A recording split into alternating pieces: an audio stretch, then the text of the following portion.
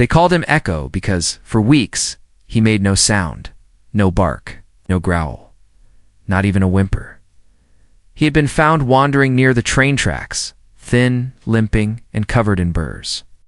A pit bull with dull fur, a notched ear, and eyes that held centuries of sorrow. No tags, no chip, just silence. Animal control brought him in, expecting trouble, but Echo didn't resist. He simply looked up, as if to say, "Where do I go now?" The shelter. He didn't interact. He didn't play. He sat in the back of his kennel, quietly fading into the background. Dogs barked, people shouted, phones rang.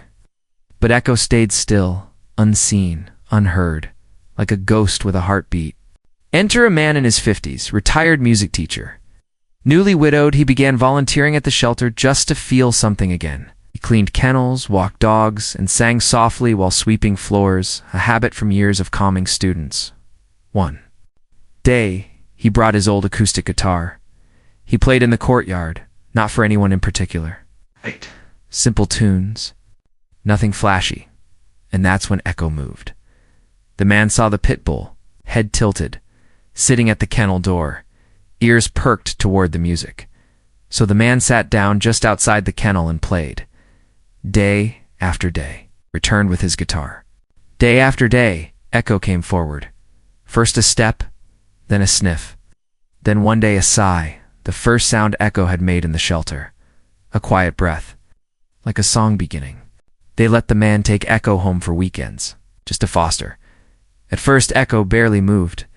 He stayed in the corner of the living room, watching the man strum his guitar and hum lullabies into the empty house.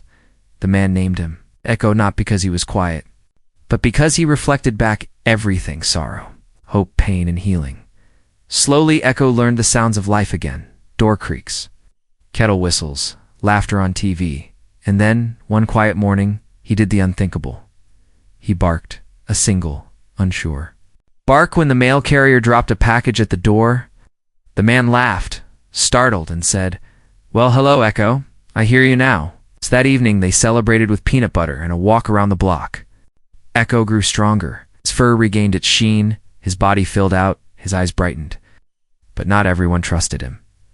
At the park, parents clutched their kids closer. Joggers crossed the path. Someone once muttered, "That's a dangerous dog."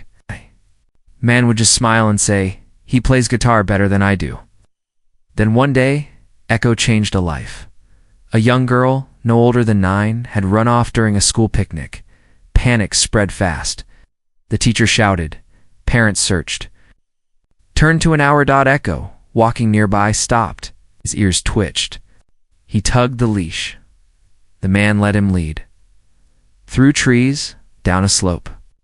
To a small hollow near the water. There she was, curled up and crying. Echo approached slowly, tail low, body soft, licked her hand, looked up startled, and threw her arms around him. The pit bull didn't move. He simply stayed with her till help arrived.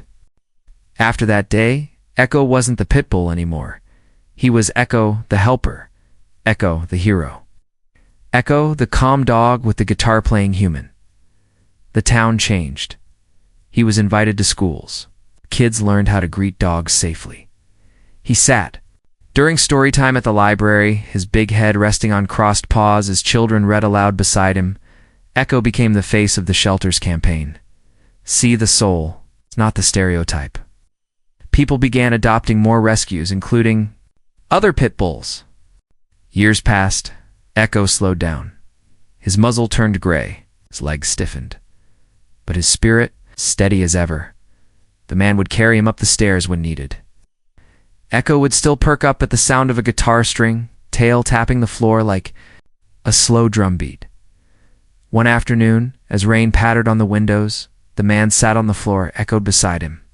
He played one last melody, the first tune he'd ever played outside the kennel. Echo let out a long breath and rested his head on the man's lap. He passed peacefully, surrounded by love, music, and warmth. They buried Echo beneath the old oak tree behind the shelter. The same one near where he first heard the guitar. ***, the town still remembers him. Children still read beside photos of him. Every so often, if you walk past the shelter in the Wattsor, in the early evening, you might hear a man playing soft guitar under a tree, and maybe, just maybe, the wind carries an echo of paws, patting gently toward the music.